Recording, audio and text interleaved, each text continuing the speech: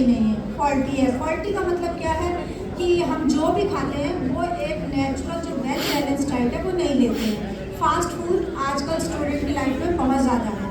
Fast food हो गया, sugar content वाले कुकीज़ हो गए, केक हो गए, ये सब जो आज के हमारे स्टूडेंट्स या बच्चे हैं वो घर का बना हुआ खाना नहीं खाते हैं। जब घर का खाना नहीं खाते हैं, जो प्रोसेस्ड फूड है उसमें प्रिजर्वेटिव बहुत ज़्यादा है। और इसमें क्या हो रहा है, इसमें HPO एक्सिस का इम्बैलेंस हो रहा है। जब HPO एक्सिस से काम नहीं कर पा रही है तो हाइपोथैलेमस को जो स्टिमुलस जाता है नीचे से ओवरी से, तो प्रॉपरली नहीं जा रहा है। उसकी वजह से FHS और LH का जो रेशियो है वो गड़बड़ हो जाता है PCOD में। तो क्या हो जाता है, उसमें LH का जो लेवल है वो बढ़ जाता है बहुत ज़्यादा एज कम्पेयर टू FHS। मेरे ख्याल से बच्चे सभी ईयर्स के होंगे, कुछ PG स्कॉलर्स भी हैं। तो साइकिल जो है, मेंस्ट्रुअल साइकिल को थोड़ा सा बॉडी की फिजियोलॉजी को समझना ज़रूरी है। तो हम ऐसे समझते हैं कि जो फर्स्ट फेज़ है, फॉलिकुलर फेज़ है, उसमें फॉलिकल स्टिमुलेटिंग हार्मोन जो है वो फॉलिकल्स को ग्रो करने में हेल्प करता है। उसके बाद आता है ओवुलेशन। ओवुलेशन जब होता है तो LH सर्ज होता है, ओवुलेशन हो जाता है। उसके बाद प्रोजेस्टेरॉन का डोमिनेंस होता है और जब दोनों हार्मोन्स का लेवल कम होता है तो पीरियड्स आ जाते हैं। इसमें क्या हो रहा है PCOD में, बस स्टूडेंट को थोड़ी आप बेस को समझिएगा तो कहना क्या चाह रहे हैं। इसमें PCOD में ऐसा होगा कि LH जो है वो कॉन्टीन्यूसली हाई लेवल पे मेंटेन है, उसमें सर्ज नहीं हो रहा है। और जब सर्ज नहीं होगा तो ओवुलेशन नहीं होगा। इसमें जो फॉलिकल स्टिमुलेटिंग हार्मोन है वो कम है as compare to FHS, LH। आप सब लोग जानते हैं कि जो हार्मोन्स हैं हाइपोथैलेमस से GnRH निकल रहा है, तो वो क्या करता है PCOD में, वो LH को ज़्यादा प्रेफर करता है। जैसे कि क्लास में एक इंटेलिजेंट स्टूडेंट होता है तो मैडम उसको हर काम देती है कि बेटा तुम ये कर लो, बेटा तुम वो कर लो।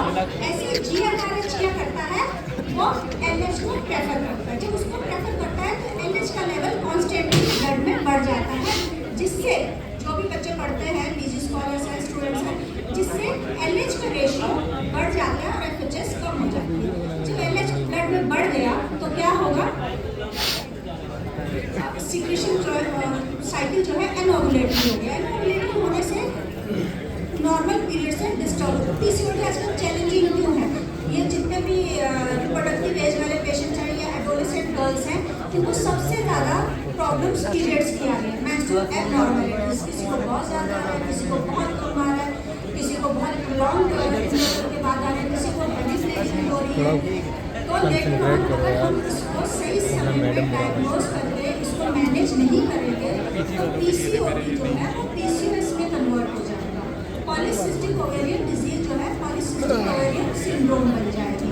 जब सिंड्रोम बन जाएगी तो उसको मैनेज करना मुश्किल होगा। सिंड्रोम में साइंस ऑफ सेक्स सिम्टम्स आ रहे हैं और उसके बहुत सारे कॉजेज हैं। हम PCOD की बात कर रहे हैं तो आप भी जानते होंगे कि कॉजेज क्या है। जैसे कि ओबेसिटी बहुत बड़ा कॉज है ना, मोटापा जो है वो बहुत बड़ा कॉज है PCOD का।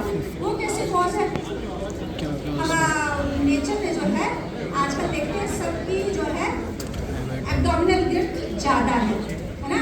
और फीमेल बॉडी कैसी होनी चाहिए थी, ऑपोजिट होनी चाहिए, सेंट्रल ओबेसिटी नहीं होनी चाहिए। Body should be like a peer shape. Uterus peer shape है तो बॉडी भी पियर शेप होनी चाहिए, पर आजकल बॉडी कैसी है, एप्पल शेप है ना। तो सेंट्रल ओबेसिटी होगी। और जब हमारी वेस्ट एब्डोमिनल सर्कमफ्रेंस बढ़ जाती है तो बॉडी से जो है जो हार्मोन्स ओवरी से निकल रहे हैं वही hormones peripheral testosterone fat cell से भी निकल रहा है और फिर जाके कन्वर्ट हो जाता है एस्ट्रोजन में। पर यहाँ पे वो पाथवे जो है ऑब्स्ट्रक्ट हो गया, वो नहीं हो पा रहा है। तो इसमें PCOD में जो है मेल हार्मोन की डोमिनेंस हो जाती है। मेल हार्मोन कौन सा है, टेस्टोस्टेरोन। तो उसकी डोमिनेंस हो जाने की वजह से जब बॉडी में मेल हार्मोन ज़्यादा हो जाएगा तो ओवरी में क्या चेंजेस हो रहे हैं, छोटी छोटी गांठें बन जा रही हैं जिनको हम कहते हैं फॉलिकुलर सिस्ट। वो जो फॉलिकुलर सिस्ट हैं वो फॉलिकल्स हैं in different stage of maturation. After miscarriage के बाद ज़्यादा होता है। नॉर्मली तो एक ही मैच्योर होता है, वही रिलीज होता है। अब बहुत सारे बच्चे रेस में हैं तो सब अपना अपना परफॉर्मेंस दे रहे हैं। उससे क्या होगा, अंदर जो है फॉलिकुलर फेज में जब LH मैंने आपसे बताया कि ज़्यादा हो गया था, तो जब LH फॉलिकुलर फेज में ज़्यादा हो गया तो उसने क्या किया, वहाँ पे एंड्रोजन का प्रोडक्शन ज़्यादा ओवुलेशन जब ज़्यादा हुआ तो नॉर्मली अगर साइकिल नॉर्मल रहता तो वो उसको एंड्रोजन को ओवरी में कन्वर्ट कर देता है एस्ट्रोजन में, पर अब वो तो हो नहीं रहा, डिस्टर्ब हो गई है साइकिल, तो एंड्रोजन बहुत ज़्यादा सक्रिय हो रहा है। और ओवरी का जो इन्वायरमेंट है, अगर ओवुलेशन होना है तो उसके लिए क्या चाहिए, एस्ट्रोजेनिक इन्वायरमेंट। तो एस्ट्रोजेनिक इन्वायरमेंट के लिए हमको LH थोड़ा कम चाहिए था, पर यहाँ पे सब उल्टा हो गया, एंड्रोजन ज़्यादा हो गया। एंड्रोजन ज़्यादा हो गया तो फिर रप्चर नहीं हो पाएगा, ओवुलेशन नहीं हो पाएगा।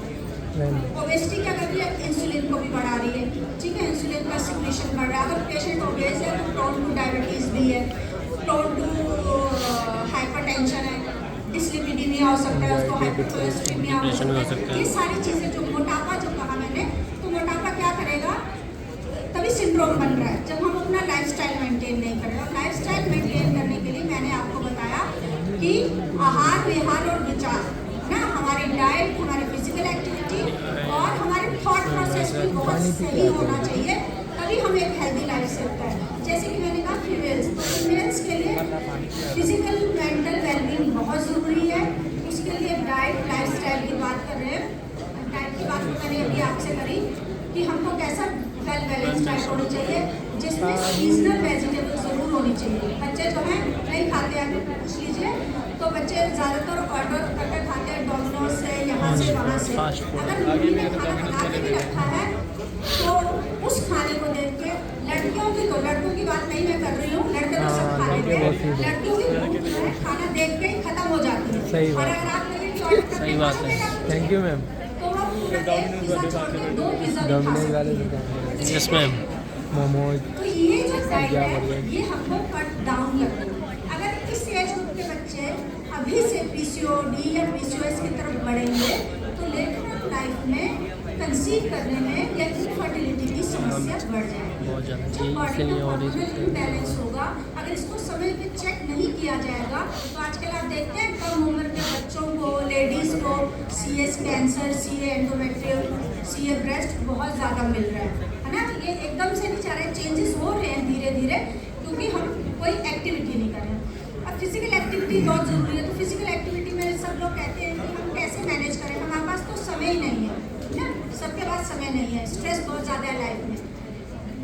आज हम जिस एरा में जी रहे हैं इसमें हम लोग बहुत अपने आप को डेवलप कर लिए हैं, ऐसे कहिए। समय इसलिए नहीं है कि मैक्सिमम टाइम हम स्क्रीन पे डिपेंड हैं, ठीक। और हमें क्या करना था, अपना ग्रीन टाइम इंक्रीज करना था। Green time means you should spend your time in the nature. आप वॉक करिए, कुछ भी करिए।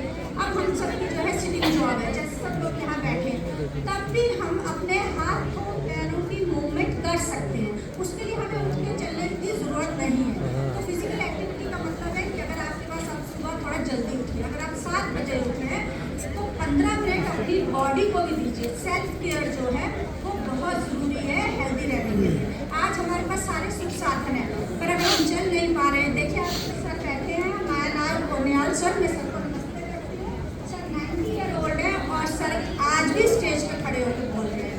सर ने अब मुझे बताया कि उनकी डाइट मिनिमम है, 1 रोटी पूरे दिन में लेते हैं, और हम लोग जो है आज जो हमको ब्रेकफास्ट मिला वो भी हैवी था, तो टेस्टी भी था, तो हमें क्या करना था, उसको थोड़ा पोषण देना। पोषण साइज कम कर, आपको 2 भटूरे की भूख है तो आप 1 ही खाइए, आपको अच्छा लगता है तो कम लीजिए। अब बचे आपने ज़्यादा खाया तो कम, अब 5 खाए थे तुमने। एनर्जी ली है, उसको स्पेंड करना बहुत ज़रूरी है। उस एनर्जी को स्पेंड नहीं करेंगे तो अल्टीमेटली क्या होगा, वो स्टोर हो जाएगी बॉडी में जाके। फिजिकल एक्टिविटी से जो बच्चे बहुत ज़्यादा परेशान रहते हैं, जिनका मूड डिस्टर्बेंस बहुत आता है, बच्चे कहते हैं मैडम बहुत स्ट्रेस है, बहुत एंजाइटी है आज हमको। अगर एक छोटी सी बहुत कॉमन प्रॉब्लम है जो टीचर्स फेस करते हैं, क्लास के बच्चे मिस हैं, अगर आप पूछ रहे हैं कि आप क्यों नहीं आए, तो मैडम मेरे को पीरियड्स में पेन हो रहा है। पेन का कारण क्या है, फिजिकल इनएक्टिविटी। अगर आप एक्टिव रहेंगे तो आपको पेन नहीं होगा। आप वॉक करिए, गर्ल्स के पास समय है, आपको कहीं जाने की ज़रूरत नहीं है, आप स्किपिंग कर सकते हैं, योगा कर, वॉक कर सकते हैं, रनिंग कर सकते हैं, स्विमिंग कर सकते हैं। ये जितनी भी एक्टिविटीज़ हैं ये क्या करती हैं,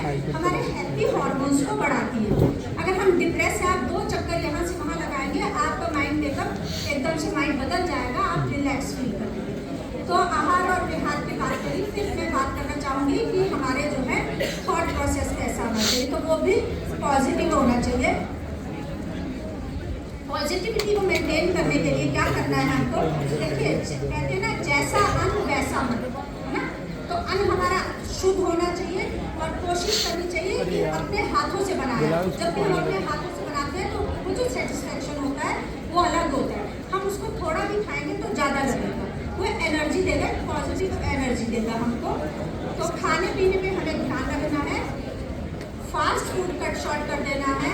पिज़्ज़ा, बर्गर, कोल्ड ड्रिंक आप पीना चाहते हैं आप पीजिए, पर थोड़ी, ये नहीं कि पूरी बॉटल आई है तो आज ही पीजिए। आप उसको 4 दिन 5 दिन हफ्ते में, तो बच्चे क्या कहते हैं मैडम उससे तो फिर वो स्वाद ही नहीं रहा उसमें। टेस्ट तो बेकार है। आप छोटा पोर्शन लीजिए और शेयर करके खाइए। शेयरिंग करने से भी हमारी हेल्थ अच्छी होती है। दूसरों के साथ हम शेयर करते हैं, ग्रुप में बैठते हैं तो अच्छा फील करते हैं। तो पीसीओडी में जो हार्मोनल डिस्टर्बेंस हो रहा है, अगर मैं एक बात और कहना चाहूँगी कि अगर अल्ट्रासाउंड में पीसीओडी लिख के आ गया तो बहुत कॉमन ये है कि अल्ट्रासाउंड में तुरंत निकाल देता है कि पीसीओडी। कई बार ये अनडायग्नोज पेशेंट कहता है मेरा पीरियड अच्छा है, मेरे को ऐसे कोई प्रॉब्लम देखने के लिए तो है। अल्ट्रासाउंड में आ गया तो क्या है, ये वार्निंग साइन है कि हमको अब अलर्ट हो जाना है और अपने लाइफस्टाइल को बदलना है।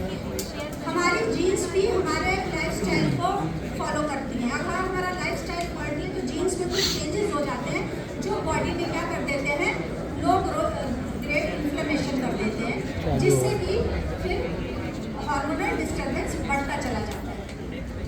अगर आप आजकल जो है सब रील पे रहते हैं, स्क्रीन पे रहते हैं, सब है, तो हमारी आउटलुक कैसी होनी चाहिए, वो भी अच्छी होनी चाहिए। सबके प्रेशर रहता है ना सब पे कि मेरे पिंपल्स ना हो, ये ना हो। तो मैं कहना चाहूँगी कि अगर आप अपने लाइफस्टाइल को अच्छे से रखेंगे तो आप ऐसे ही चमकेंगे। ऑनलाइन बच्चे बहुत ज़्यादा आजकल क्रीम प्रोडक्ट इतना ज़्यादा मार्केट में बहुत यूज़ करते हैं, कुछ भी यूज़ करने की ज़रूरत है। आप पानी पीजिए अच्छे से, घर का खाना खाइए, अपने आप को फिजिकली एक्टिव रखिए। आप योगा कर सकते हैं। जिन बच्चों को पीरियड्स में प्रॉब्लम है या डिस्मेनोरिया की प्रॉब्लम होती है, मेरे टीचर्स परस भी आए हैं तो वो आपको बताएंगे कि एक बड़ा सिंपल सी छोटी सी एक्सरसाइज है, बटरफ्लाई पोज, जिसको कहते हैं वक्र आसन। उसको करने से 50% मेंस्ट्रुअल प्रॉब्लम्स सही हो जाती है अगर आप रेगुलर करेंगे। और भी बहुत सारे योगा आसन हैं जिनको आप कर सकते हैं। वक्र आसन है, भुजंग आसन है, चक्की चालन आसन है। तो अगर आप इनको करेंगे तो क्या होगा, माइंड रिलैक्स रहेगा।